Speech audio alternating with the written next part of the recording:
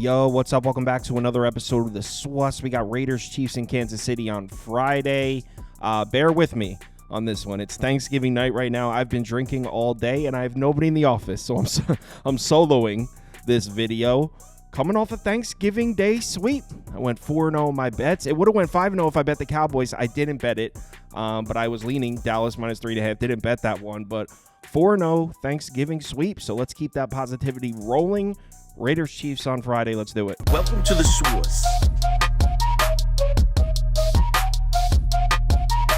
The SWUS. SWUS. Hey, get the SWUS. All right, like I said, the Raiders are on the road in Arrowhead for this one. Chiefs laying looks like pretty much 13 across the board. This is at 13.5, 12.5. It looks like I'm seeing nothing but 13s right now. Take a look at the pie charts, and according to the data, action's coming in on the Raiders side. I mean, slightly. It's pretty much 50-50. Over 50% of the tickets, over 50% of the money coming in on the Raiders. So, all right, Raiders, maybe a bit of a public dog here. I find that hard to believe, but as I always say, take this data with a grain of salt. So let's get into this matchup, and we'll start with some trends. During the Patrick Mahomes era, the Chiefs are 11-2 straight up against the Raiders, so this has been a very one-sided rivalry. As far as covering the number, though, it's been pretty back and forth. The Chiefs are 7-6 against the spread in that time, and we got the Chiefs as double-digit favorites here, so let's look at those numbers. In the Patrick Mahomes era, Kansas City as 10-point or more favorites, as double-digit favorites, 27-3 straight up, 14-15-1 against the spread. So I know a lot of people say don't lay double digits with Patrick Mahomes. It's been about 500, so it hasn't been profitable to lay double digits with Patrick Mahomes, but it also hasn't been profitable to fade it either. It's hanging around 500, so really nothing there. So let's get into the matchup. We'll start with the Raiders offense against the Chiefs defense. As I'm sure you probably already know, you didn't need this graphic to know this. This is a mismatch. I mean, the Raiders offense is terrible. 28th in yards per play, 25th in success rate. Look at the rushing numbers. Dead last in yards per carry, dead last in success rate per rush, dead last in EPA, 31st in rushing DVOA. This is a terrible offense through and through. This offense is absolutely awful. Matched up against a Kansas City defense that's been pretty good. I mean, they have struggled against the pass a little bit here and there, but as a whole, this is probably a top 10 defense, maybe a top 12 defense. 6th in yards per play, 17th in success rate. The story when it comes to the Raiders offense is right here, getting these three pieces back on the offensive line, getting Aiden O'Connell back at quarterback. I'm a little frustrated because I thought these three pieces on the offensive line were supposed to come back last week, so I bet the Raiders +6 against Denver. None of them played. They were all practicing. They were listed as questionable. All three were practicing. None of them played in that game, so I kind of got screwed there. Although I should have covered. I mean, first and goal on the one. How do you not score? I should have got that backdoor cover. I didn't. But regardless, all three have been removed from the injury report, so they're definitely back. All three of these pieces on the offensive line are back. So 3 starters back on the offensive line for the Raiders. Aiden O'Connell back, as I mentioned. But here's the thing with that. Yes, the Raiders getting 3 starters on the offensive line back is huge, and that's something we should keep an eye on. Maybe the Raiders' run game is going to start to trend upwards. And last week when they were playing Denver, I thought they were coming back, and that's a team, hey, maybe the Raiders can run the ball a little bit. But nobody has been able to generate push against this Chiefs defensive front this entire season. They're 5th in adjusted line yards, 6th in run defense grade, 2nd in yards before contact. So, okay, the Raiders get some pieces back on the offensive line. You trust them to run the ball against Kansas City to generate push against this defensive front? Because honestly, I still don't. Not to mention the Raiders tend to run more zone blocking schemes, 10th most in the NFL. Matched up against a Chiefs defense that's 1st in yards per carry allowed against zone blocking schemes. So yeah, their starters back on the offensive line. That's cool and all. Still don't like them to run the ball against the Chiefs. Look what happened last time they played the Chiefs in Week 8. Yes, the offensive linemen were out.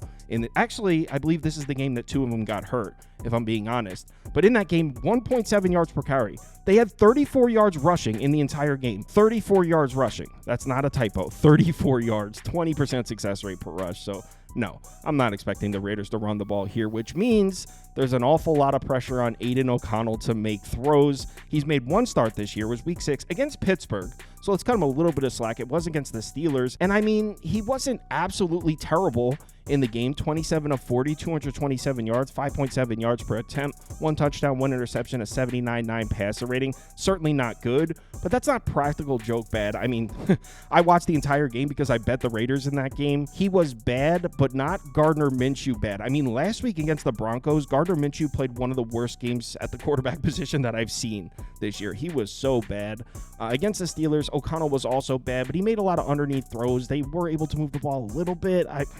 I think it is an upgrade from Gardner Minshew, honestly. Here's the problem for O'Connell, and this kid just can't catch a break. His first starts against the Steelers, 4th in time to pressure, 1st in PFF pass rush grade. Now he plays the Chiefs, 1st in time to pressure, 6th in PFF pass rush grade. So it's not like things are going to get easier here for Aiden O'Connell. He's up against another elite pass rush. Also, Aiden O'Connell, like I said, he threw a lot of underneath passes, hit Brock Bowers a lot in the flats underneath. That's pretty much all he did against the Steelers. That's the strength of this Chiefs defense, is taking away those underneath throws. So yeah, safe to say I don't really like this matchup for Aiden O'Connell. I mean, this Chiefs defensive front is completely healthy. In fact, the entire defense is healthy. Jalen Watson is still out, but he's been out for a while. That's not new.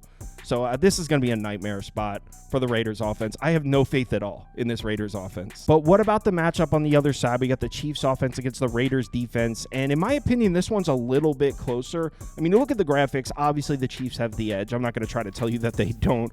The Chiefs' strength is staying on the field, success rate, moving the chains. 1st in success rate, 4th in success rate per dropback, 1st in success rate per rush. No matter how ugly it looks, no matter how ugly the box score looks, this Chiefs offense just refuses to leave the field. They find a way to move the chains. Raiders in that department, 21st in success rate, 25th in success rate per dropback, which is not a good matchup. Now, there is something I like here for the Raiders defense, though. Isaiah Pacheco is back, and this Chiefs team has been running the ball the last couple weeks. You look at their last 2 games, over 121 rushing yards per game, 5.7 yards per carry, over 53% success rate per rush. Compare that to the previous 3 games, and you might be pretty optimistic when it comes to the Chiefs offense. Like, okay, Pacheco's back, the run game's getting going. I could see that. Here's the problem with that. Nobody has been running the ball on the Raiders. Look at their last 4 games, 90.5 rushing yards per game, 3.5 yards per carry, 36.4% success rate per rush. And this isn't crazy, by the way. If you remember last season when Antonio Pierce took over as head coach, the second half of the year, the Raiders had a great run defense. So it's not crazy to say that this Raiders defense is strong against the run. The numbers don't lie. They've been playing great defense against the run recently. Look specifically at their Week 8 matchup against this Chiefs offense. 85 yards rushing in the game, 3.3 yards per carry. Chiefs were unable to run the ball on the Raiders just a few weeks back. Not to mention, the Chiefs run a lot of gap concept blocking schemes, 11th most in the NFL. That actually plays into the strength of this Raiders defense. They're actually a top 10, maybe even a top 5 defense against gap concept blocking schemes. So even though the Chiefs have been running the ball the last couple games, even though Pacheco's back, I don't think they're going to be able to run the ball in this game. This is a division rivalry, a standalone game. The Raiders are going to be up for this one.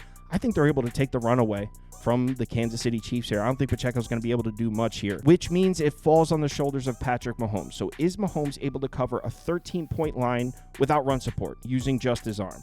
Well, his last 3 games against the Raiders, he was very successful. Just about 70% completions, 265 yards per game, 5 touchdowns, 2 interceptions, 96 passer rating. Not exactly video game numbers, but he's been extremely efficient against this Raiders team. So the Raiders defense has not given Mahomes problems in the past. As far as the coverage matchup, this is where things get tough. So I was looking for angles. Check this out. So the Raiders run a very aggressive pass defense, let's call it.